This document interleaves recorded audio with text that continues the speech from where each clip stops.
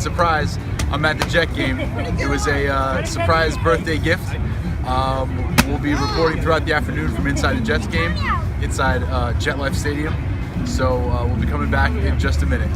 So I was going to do an update, but then these guys started talking. I don't know why. Because obviously, that was in my head, and I was encouraged by your picks because we all seem to be in that same area. Guess the score. So I'm in the touchdown club right now. These are definitely the best tickets I've ever had to a football game. 50-yard line, not too shabby. These seats are pretty good.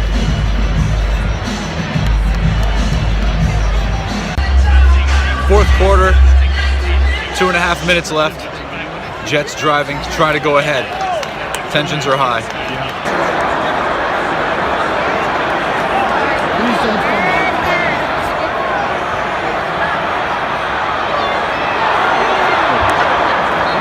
Touchdown Jets, 2-point conversion coming.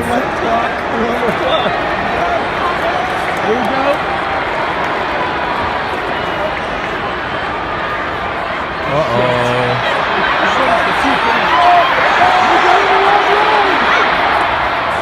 Nope.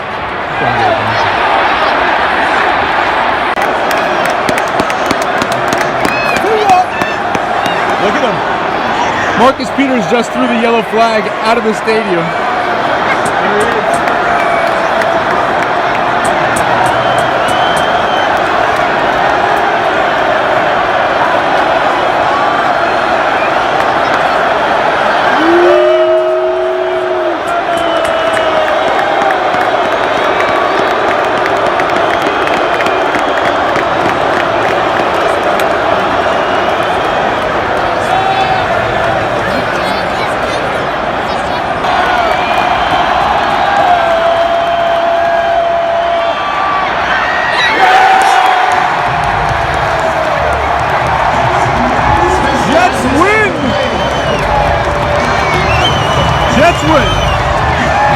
Week 13 in the Always Sunny in Sayreville League, and the 2017 regular season is over. There was plenty of excitement in Week 13, and there's still plenty of excitement left to come.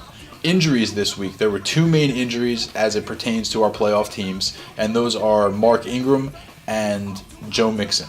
Now, Joe Mixon got completely exploded in his game. He got a shoulder injury, but more importantly, a concussion. He's in the concussion protocol, but he's on a short week, so it's not really looking good for him to play in the wildcard round. Also on a short week is Mark Ingram. They play on Thursday night. He is looking questionable.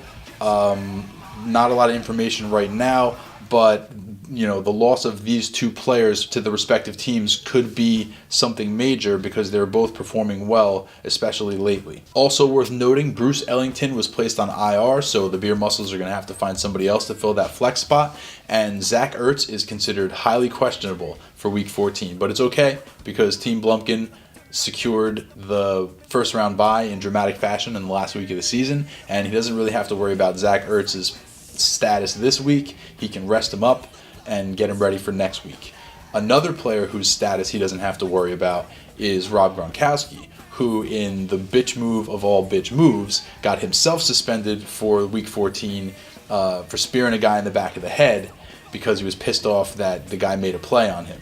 If this was any other player, if this was a black player particularly, it would have been a multi-game suspension or possibly a rest of the year suspension. But since it's Gronk, 1 game, we'll see you next week.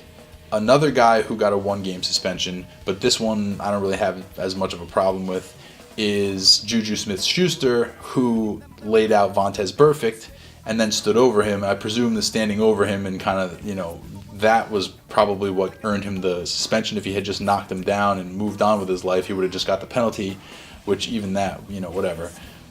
But he would have just got the penalty and, you know, maybe got a fine in the mail. But the standing over him, which I don't think anybody really has a problem with considering Burfict's history in the league, that got him a 1-game suspension, but it doesn't matter because in our league, he's out of the playoffs anyway.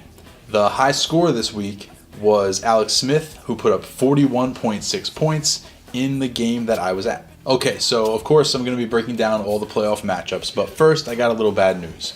We may as well start with the poll question. I asked which of the two win and in teams, that being bootleg, crab leg, and sweep the leg, which of those two 7 and 6, control your own destiny, all you got to do is win to get into the playoff teams, were more likely to win their game? The bootleg, crab leg got 3 votes. Sweep the leg got 0 votes. And neither of them will make the playoffs, got 2 votes. I actually was one of those votes who didn't think either one was going to make the playoffs. Those 2 voters, whoever the other person is, congratulations, redeem your ticket at the window, were correct. Those 2 voters were correct. Neither team ended up making the playoffs. The bootleg crab legs 4-game win streak, and with it their playoff hopes, came to an ugly end this week. Needing only to win to lock up a playoff spot, the bootleg crab leg put up the lowest score of the week and fell victim to the worst beating of the week, 65.7 points, losing 151.6 to 85.9. He had 7 players in single digits and had a high score of just 16. I said last week that the GOAT this week would be the team who missed the playoffs in the most crushing fashion, and I was right. This year, the team who came the closest to making the playoffs without actually making the playoffs is the bootleg crab leg. And for that, the bootleg crab leg is this week's GOAT. Okay, from here on out, I'm only talking about playoff teams. And what better place to start than arguably the hottest team going into the postseason?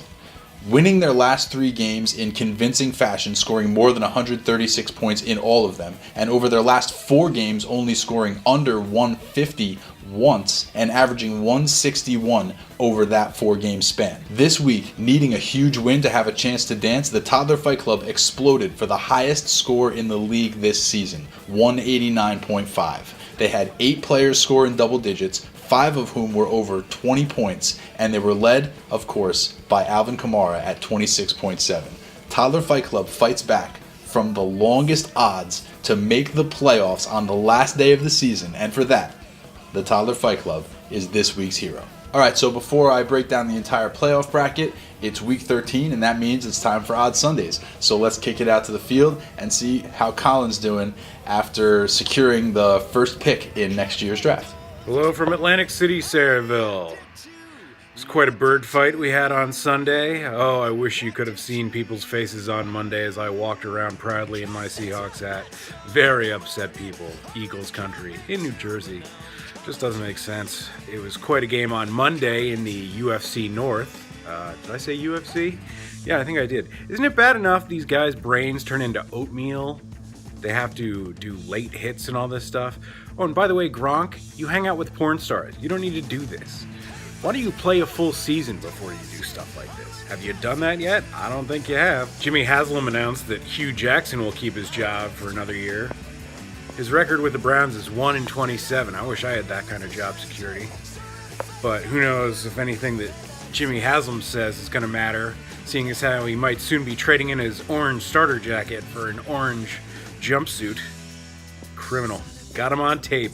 It happened to Sterling, it could happen to you. And finally, the island of Staten is walking a little taller this week as the Jets have officially become the least messed up franchise in New York. Congratulations, Commissioner. Jets, Jets. And on a personal note, I don't know what I've done to you, Jeremy Maclin, to ruin my life, but I would like to apologize. When you're in the game, I would like you to score points. When you're on the bench, feel free to do nothing. What you're doing right now is the exact opposite, and it's messing with my head. Not that if you do reverse it, my record's going to be any better or it's going to matter at all, but personally, I'd appreciate it. Talk to you soon, guys. Alright, thanks, Colin. So, I don't know if you heard, but the playoffs are here. Always Sunny in Sayreville League, regular season over. Time to get down to business, make some chips. And speaking of chips, I misspoke last week when I said that the division gets 100 chips. The division gets 50 chips. The points champ gets 100 chips. Sorry about that, my bad, but you already knew that. You were just testing me. The number 1 overall seed in these here playoffs, finishing with a record of 11-2 on an 8-game win streak, by the way, winning the number 2's division, is newcomer and apparent ringer, the Schwartz. The Schwartz averaged 127.4 points per game this year, and they will be enjoying a first-round bye. So we'll see you in the semifinals. We will also be seeing Team Blumpkin in the semifinals. He's the number 2 seed, winning the Porter division and averaging 133.8 points during the regular season. Also enjoying a first round bye. We'll see you in the semifinals as well. The 3 seed is where it starts to get interesting. The regular season points champion, the unlikeliest of regular season points champions, Beer Muscles, takes home the number 3 seed this year with a record of 9-4, averaging 134 points per game. Not bad, Bobby J. Not bad at all. So you can put that in the record books right next to lowest scoring team of all time. And it'll start to balance out. The 4 seed in this year's playoffs with a record of 8-5 is the Gotham Rogues, who averaged 132.4 points per game. The 5 seed is the Moth, who's sort of dropping, but nobody noticed it because Sweep the Leg was stinking the joint up so bad.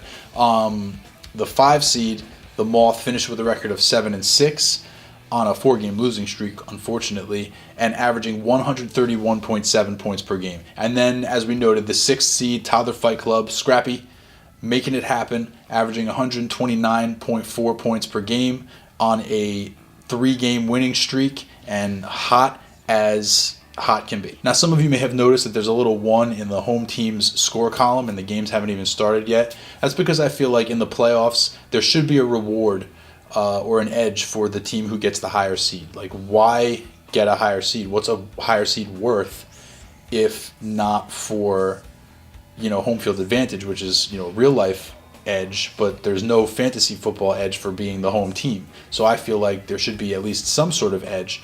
That's why I give 1 point. I don't know, some people might not do it, some people might not like it. I just feel like it's, you worked so hard to get to the 3 seed and you're playing against the 6 seed. You deserve that advantage, that home field advantage. 1 point usually isn't going to make or break a game, but it at least signifies that you performed better throughout the season. So I just wanted to point that out. That's the way I do it. I think I originally made it 3 points when I first instituted it. 3 points was a little aggressive. I dialed it back to 1. And you know what? If a game gets decided by that, then so be it. That team was better than you all season long. Suck it up, man. The other thing we need to talk about is playoff reseeding. That's been a point of confusion in the past. The highest seed, like the 1 seed, will always get the lowest remaining seed in the next round. The highest, the best seed will always get the worst remaining seed. ESPN, sucking as they always do, doesn't do playoff reseeding, but the NFL does playoff reseeding, and that's the way it should be. If you're the 1 seed, you should play the lowest remaining seed that's alive in the playoffs. That's just the way it should be. So that's what I do. After the games are played, I have to then manually change the schedule for the following week. So, don't lose your pants if the matchups look one way 1 minute and then they get changed the next minute. Now that there's playoff reseeding, and it might take me a minute to actually do the reseeding. Don't freak out. All right, guys, key matchups. We have 2 huge wildcard games, so let's break them all down. The first one is between the 3 seed Beer Muscles, who finished at 9-4, and the 6 seed Toddler Fight Club, who finished at 7-6. Now, this is easily the biggest rivalry we have going in our league right now. Not so hot this year per se, but still there's a lot of tension between these 2 guys. No question about it. Earlier this season, Toddler Fight Club defeated the Beer Muscles, and the Toddler Fight Club, we learned, is 6-1 all time against Bobby J coached teams. Bobby J's only win came back in 2012, and Toddler Fight Club is currently on a 5-year winning streak. This winning streak includes 1 playoff matchup, and obviously that game was won by Toddler Fight Club. This will be the second time these teams are meeting in the playoffs. Both teams are currently riding 3-game win streaks into this contest. The Beer Muscles' highest scoring player, to nobody's surprise, has been Antonio Brown, the number 1 overall scoring wide receiver, who put up 275.6 points, or an average of about 23 per game. The Toddler Fight Club's highest scoring player has been rookie phenom running back Alvin Kamara, who's pretty much everything we thought Kareem Hunt was going to be. Kamara is the number 3 overall running back, scoring 251 points, or an average of about 20.9 per game. Now, this is a huge, huge matchup. It was a rivalry so nice, we got it twice. Definitely, this game has all the sex appeal of the two wildcard games this weekend. Going to be watching it real close. Can't wait to see how it turns out, but I'm also interested to see the lead up between Thursday and the actual Sunday slate, and potentially Monday. I haven't looked at their lineups, but I cannot see a scenario where these guys are as quiet in the playoffs as they were in the regular season. So I guess we'll all have to find out. Our other key matchup is obviously another huge game. We have the 4-5 matchup. These things can go either way, although when you look at the numbers, this one has been going one way a lot more than it has been going the other way. Number 4 seed, 8-5 Gotham Rogues take on number 5 seed, 7-6 the Moth. This season, these teams met twice. They're obviously in the same division, and the Gotham Rogues won both of those games. All time, these teams have played 8 times, and the Gotham Rogues leads the all-time series 6-2. Okay, now this includes one playoff matchup. This is not the first time these two teams have met. They actually met in the playoffs last year, and it was one of the Moth's 2 wins against Gotham Rogues. They met in the playoffs once, and the Moth, not only did he win the matchup, he beat the shit out of the Gotham Rogues. The 3rd worst beating of all time, 102.9 points. So while the Gotham Rogues has historically gotten the better of the Moth wins when it counts. I know this from experience. So this game, while it looks like historically the Gotham Rogues has the edge, I wouldn't count the Moth out just that easily, even though the Moth is riding a 4-game losing streak right now, and they will be, of course, without Ezekiel Elliott, who is still on that suspension. He comes off the suspension if the Moth makes it through, but, you know, you got to win this one first. The Gotham Rogues' highest scoring player this season has also been the highest scoring player in the league this season, and that's Russell Wilson. He's scored 288.4 points, or an average of about 24 per game. The Moth has been led by Todd Gurley, the number 1 running back in the league, who scored 270.2 points, or an average of about 22.5. Now, like I said, history has this matchup leaning in one direction. And while the Moth has been tumbling over the last 4 games of the season, he's certainly capable of, you know, the Gotham Rogues are going to win this game. All right, so that's it, guys. Week 13 update over. Remember to set your lineups, remember to vote in the polls, and I will see you next week in the playoffs, where it's always sunny.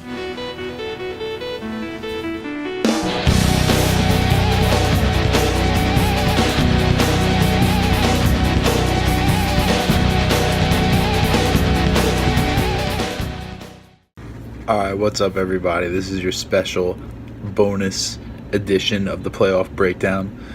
I pretty much went over all the team stats during the episode, but you can keep it right here for the position by position breakdown.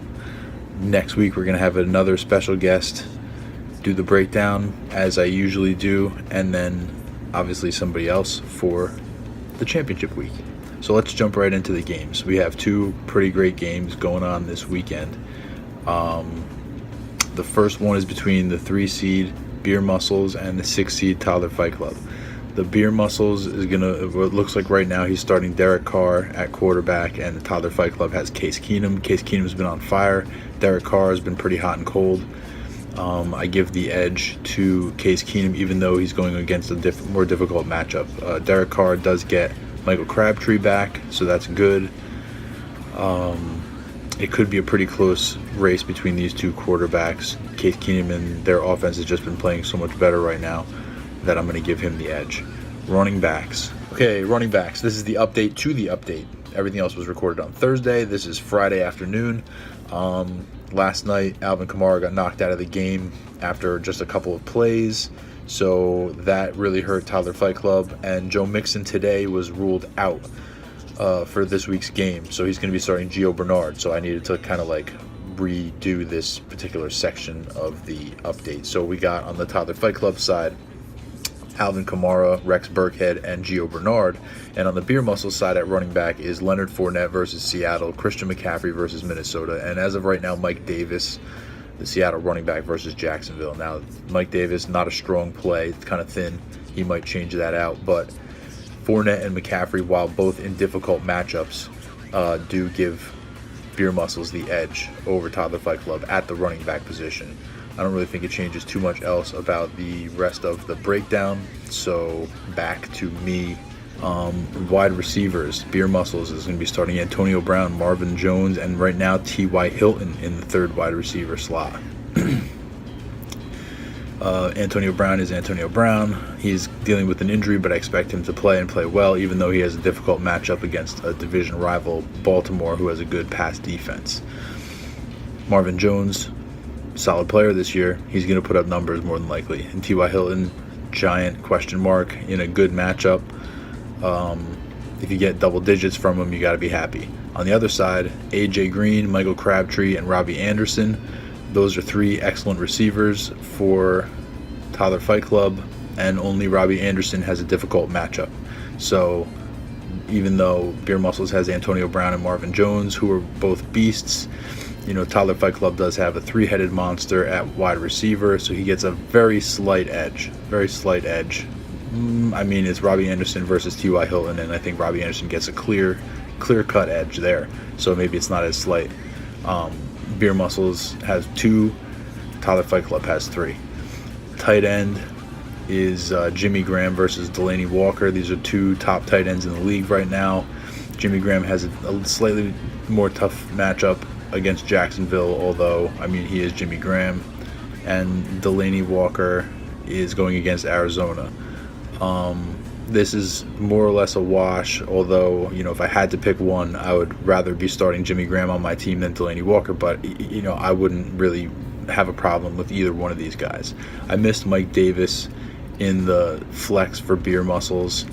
That's a tough play, man. That's thin. That's real thin because, he's the Seattle running back, and, he's looked good in the position, but it hasn't been a hugely productive position this year. And he's going against probably the worst matchup in Jacksonville.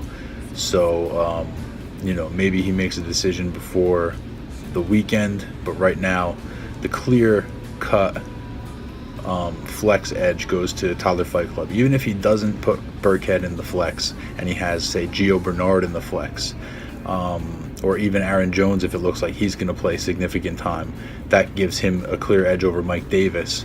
But, we also have Peyton Barber on the bench for the Beer Muscles right now, and he's probably got a really good matchup. So, there's plenty of time left to be for decisions to be made.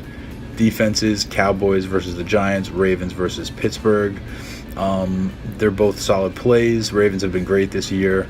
It's hard to predict defenses, so that's, I'm going to give them a wash, maybe a slight edge to the Ravens. And then Matt Prater and Harrison Butker, the kickers. It is what it is. Kickers are always a crapshoot. I think Toddler Fight Club is going to win this game. I think it's going to be a good matchup. I just think Toddler Fight Club's team from top to bottom is just better, slightly better, and I think they just have better matchups straight across the board. That's except for maybe quarterback. The 2 running backs on Beer Muscles have really tough matchups. Antonio Brown has one of the tougher matchups he'll see all year, but he is Antonio Brown still. And then that flex position is a huge question mark for Beer Muscles, whereas Toddler Fight Club has some pretty solid options. So I'm going to take Toddler Fight Club in that one to move on from the 6th seed. In the other matchup we have right now, it is the 4 seed Gotham Rogues taking on the 5 seed Moth. The Moth has been on a pretty bad losing streak. He lost Zeke a couple weeks ago. It's been really rough going because Melvin Gordon was also injured for a while. Todd Gurley had some tough matchups. He has another tough matchup again this weekend. But from quarterbacks, I can't believe it, but right now, Russell Wilson is on the bench. I guess the only guy you could potentially consider and feel comfortable benching Russell Wilson for would be Carson Wentz, and that's exactly what Narkowitz is doing right now. He's playing the matchups. He's staying away from that Jacksonville defense. We'll see if it was the right move or not. Russell Wilson's playing out of his mind right now. He's, in my opinion, he's matchup proof. But Narkowitz is trying to play it safe. We'll see if that comes back.